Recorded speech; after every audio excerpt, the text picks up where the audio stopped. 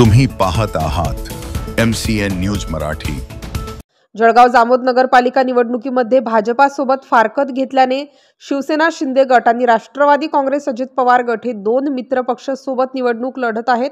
परंतु नगरपालिका निवडणुकीत या दोन्ही पक्षाचे प्राबल्य कमी झाल्याचे त्यांच्या निवडणूक प्रचार सभांमधून दिसून येत आहे।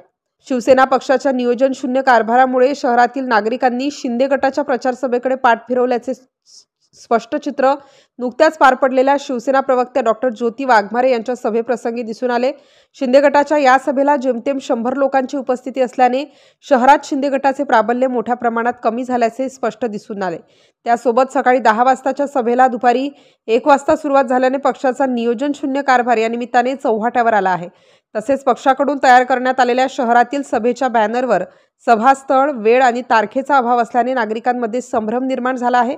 शहरातील अनेक प्रभागातील बॅनरवर नगराध्यक्ष पदाकरिता पाठिंबा देणाऱ्या उमेदवाराबाबत स्वतःच संभ्रम निर्माण केला असून नगराध्यक्ष पदाच्या उमेदवाराचे चिन्ह एकाच बॅनरवर खटारा आणि खालच्या बाजूला खटारा या शब्दाचा उल्लेख केल्याची हास्यास्पद परिस्थिती शिंदे गटाने स्वतःच केली।